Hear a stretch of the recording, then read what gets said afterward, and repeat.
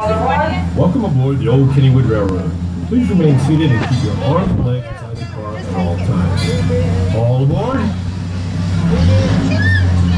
Yes! Okay, another.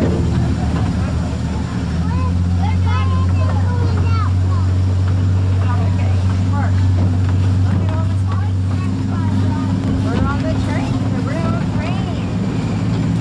There's another train right here.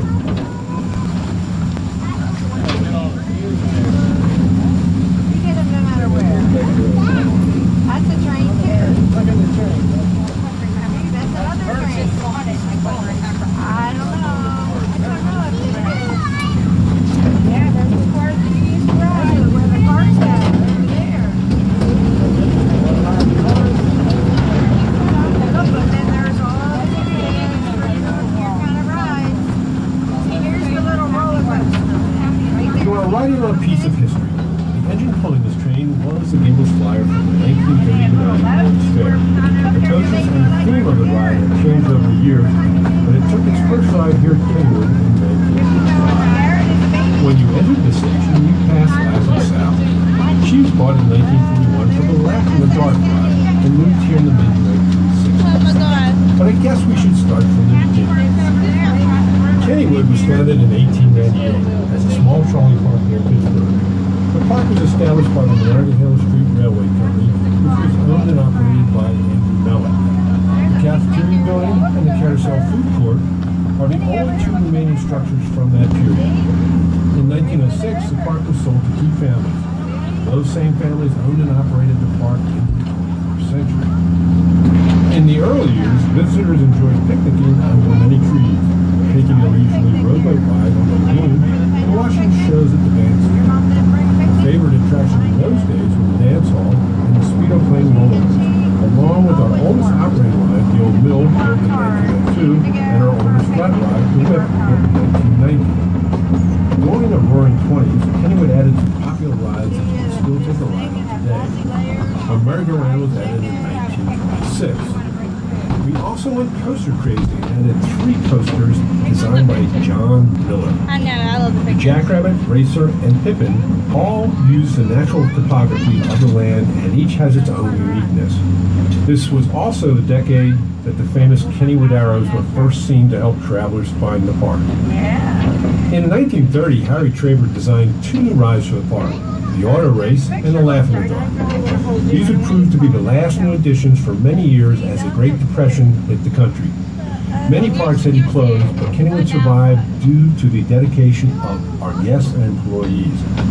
Admission was free in those days, and many people spent their days at the swimming pool, playing skee-ball in the Penny Arcade, or dancing in the dance hall. There was also many live radio broadcasts which brought in popular big band orchestras and other local personalities. Eventually, the Depression subsided, and in 1936, Kennywood built a new walk-through dark ride, Noah's Ark.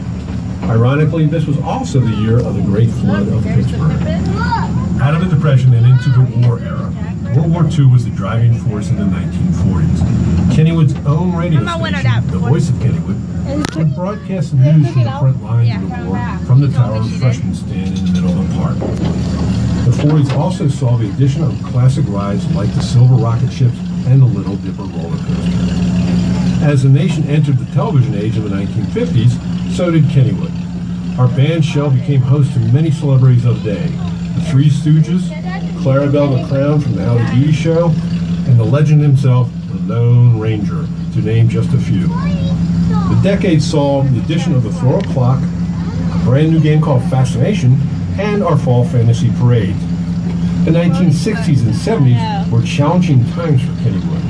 With the emergence of theme parks, Kennywood had to make changes to compete. We saw the addition of the popular gas-powered Turnpike ride in 1966. Then in 1967, due to the demand for a new roller coaster and no room to build one, Andy Vettel redesigned the Pippin, creating a more thrilling wooden roller coaster called the Thunderbolt. In 1975, Kennywood made the decision to build our first $1 million ride, the Log Jammer. This helped launch us into a new era. We also decided to retire the popular characters of Henry and Howdy Doody and create our own character, Kenny Kangaroo. Maybe the most important addition to the park in this era was the Potato Patch and its world-class French ride. We opened in the 80s with our first looping coaster, the Laser Loop. We added many other rides to our lineup, including the Pirate, the Byron Curve, and the Wave Swinger. We also replaced our band shell with the River Rapids ride called Raging Rapids, and added to our family by adopting two sister parks, Idlewild and Sandcastle, during this decade. The 1990s roared to life with the addition of the world's fastest roller coaster, the Steel Phantom. We also added our biggest expansion to date, Lost Kennywood. As you enter Lost Kennywood, the first thing you may notice is that Pittsburgh is spelled without an H. This is not a mistake, as the area was themed after Luna parks from the turn of the century, and that's how the city of Pittsburgh spelled its name at the time.